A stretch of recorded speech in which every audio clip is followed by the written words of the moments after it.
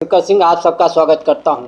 मित्रों, food and agriculture organization of United Nations ने हाल ही में एक रिपोर्ट जारी की है जिसका शीर्षक है the state of food security and nutrition in the world 2020 और आज का विमर्श इसी रिपोर्ट पर आधारित है। और ये रिपोर्ट बताती है कि 2020 में वर्ल्ड में फूड सिक्योरिटी और न्यूट्रिशन की क्या सिचुएशन होगी, साथ ही साथ हेल्दी डाइट प्रदान करने के लिए फूड सिस्टम को कैसे ट्रांसफॉर्म करना होगा। मित्रों, हम सब जानते हैं कि फुल एंड एक्टिव लाइफ जीने के लिए पर्याप्त भोजन की आवश्यकता होती है और न्यूट्रिशियस डाइट की आवश्यकता होती है। लेकिन ये रिपोर्ट बताती है कि 2019 में वर्ल्ड में 690 मिलियन पीपल या 8.9% ऑफ द वर्ल्ड पॉपुलेशन भूख और कुपोषण से ग्रसित थी, हंग्री एंड अंडर नरिश थी। मित्रों, ये प्रतिशत एशिया और इंडिया के लिए 8.3 और 14.0 रहा। इसका अर्थ है कि भारत भूख और कुपोषण से ज़्यादा जूझ रहा है।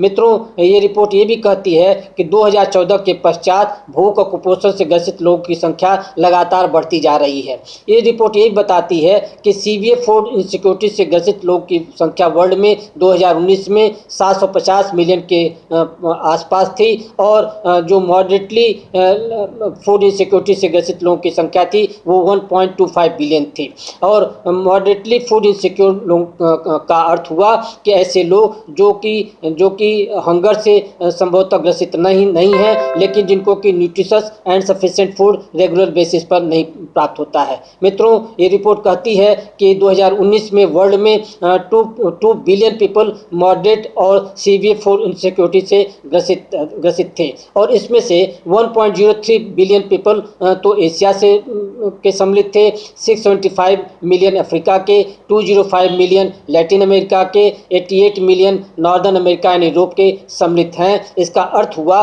कि वर्ल्ड का कोई भी क्षेत्र ऐसा नहीं है जो भूख और कुपोषण की समस्या से ग्रसित नहीं हो और पुरुषों की तुलना में स्त्रियों में ये समस्या ज़्यादा पाई जा रही है, वो इससे ज़्यादा जूझ रही हैं। मित्रों, ये इस रिपोर्ट ने ये भी कहा है कि कोविड-19 पैंडेमिक के कारण भूख और कुपोषण से ग्रसित लोगों की संख्या में 83 से लेके 132 मिलियन का इजाफा होगा, उसमें वृद्धि हो सकती है।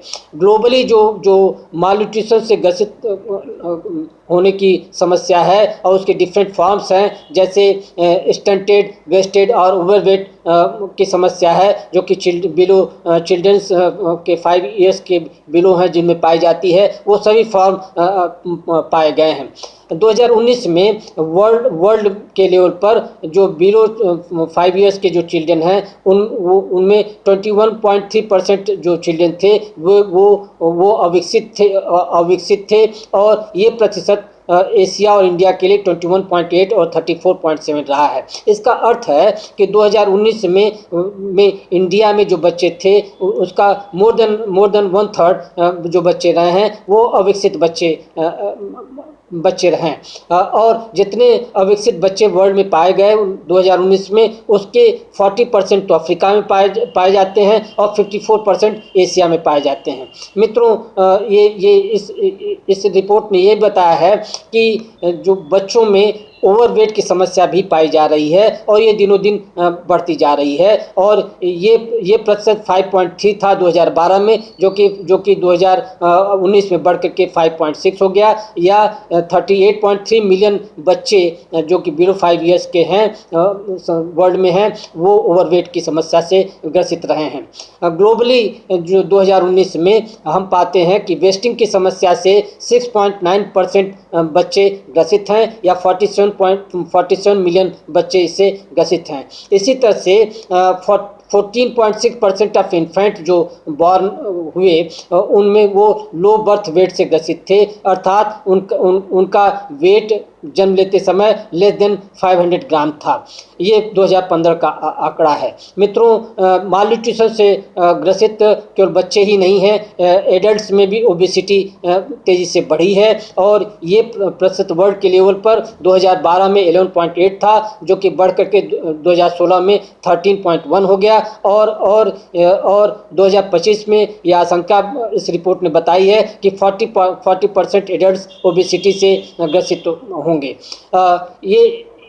एक और पक्ष माल न्यूट्रिशन का ये भी है कि जो जो वीमेन रिप्रोडक्टिव एज में है 15 से 49 वर्ग आयु की हैं, उनमें एनीमिया बहुत ज़्यादा पाया जाता है। वर्ल्ड में हो, एशिया में हो या इंडिया में, ये इसका प्रतिशत बहुत ज़्यादा है। इनफैक्ट ये बढ़ता ही जा रहा है और 2016 में ये बढ़ करके वर्ल्ड में 36.6%, एशिया 51.3% और इंडिया में 51.4% वीमेंस एनीमिया से ग्रसित थी। लेकिन इस रिपोर्ट ने एक सुखद परिणाम की तरफ भी इशारा किया है कि वर्ल्ड में स्त्रियां, औरतें अब ब्रेस्ट फीडिंग को ज़्यादा महत्व दे रही हैं और उसका प्रतिशत दिनों दिन बढ़ता जा रहा है। मित्रों, 2019 में ब्रेस्ट फीडिंग कराने वाली स्त्रियों की संख्या वर्ल्ड में 44% थी और एशिया में 45.3% थी और इंडिया में 58.0% थी, जो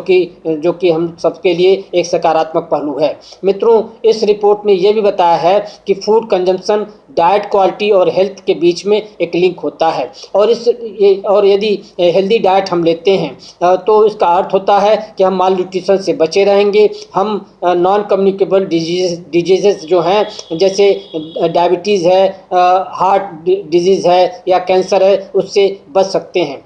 balanced, diverse and appropriate diet लेने का अर्थ होता है कि हम लोग पर्याप्त मात्रा में मैक्रो न्यूट्रिएंट्स या प्रोटीन, फैट्स, कार्बोहाइड्रेट ले रहे हैं और साथ ही साथ एसेंशियल माइक्रो न्यूट्रिएंट्स भी ले रहे हैं, विटामिन एंड मिनरल्स भी ले रहे हैं। ये रिपोर्ट कहती है कि फूड इनसिक्योरिटी जब बढ़ती है तो हमारी डाइट क्वालिटी भी खराब होती है और हम लोग अपने डाइट क्वालिटी को फिर मॉडिफाई करने लगते हैं। ये रिपोर्ट कह रही है कि अभी तो फूड लेना, जो भूख से बचाना सबसे बड़ी समस्या है, एक सबसे बड़ा चैलेंज है और हेल्दी डाइट लेना तो बहुत बड़ा चैलेंज होगा। हेल्दी डाइट तभी लिया जा सकता है। हेल्दी डाइट लेने का मतलब हुआ कि आप पर्याप्त मात्रा में इनफ फूड ले रहे हैं, साथ ही साथ न्यूट्रिशियस फूड ले रहे हैं। लेकिन ये दोनों प्राप्त कर पाना बहुत ही एक चैलेंजिंग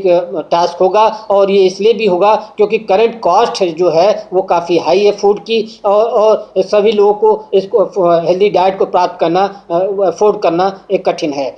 डाइट को भी को 3 कोटियों में इस रिपोर्ट ने डिवाइड किया है: energy sufficient diet, nutrient adequate diet and healthy diet. मित्रों, ये रिपोर्ट कहती है कि हेल्दी डाइट जो है वो गरीबों के बीच में गरीबों को प्राप्त होना कठिन है। वर्ल्ड के लेवल पर देखें या वर्ल्ड के किसी भी रीजन में देखें, वर्ल्ड में 3 बिलियन पीपल ऐसे हैं जो कि हेल्दी डाइट को प्राप्त कर ही नहीं सकते हैं क्योंकि इसकी कॉस्ट बहुत ज़्यादा है। ये जो हेल्दी डाइट है वो न्यूट्रिएंट एडिक्वेट डाइट की तुलना में 60% ज़्यादा महंगी है और इसी तरह से हेल्दी डाइट जो है वो एनर्जी सफिशिएंट डाइट की तुलना में 5 टाइम्स मोर महंगी है। मित्रों, ये बताती है कि हेल्दी डाइट लेने के लिए आपको जो इंटरनेशनल पॉवर्टी लाइन है की जो परिभाषा 1.90 US डॉलर की है, उससे ज़्यादा इसकी कॉस्ट बैठती है। तो इसका अर्थ हुआ कि हेल्दी डाइट लेना एक बड़ा भारी चैलेंज है। ये भी इस रिपोर्ट ने बताया है कि एशिया में जो लोग हैं उनको एनर्जी सफिशिएंट डाइट 0.4% लोग को मिलता रहा, 0.4% को वो अफोर्ड नहीं कर पा रहे हैं।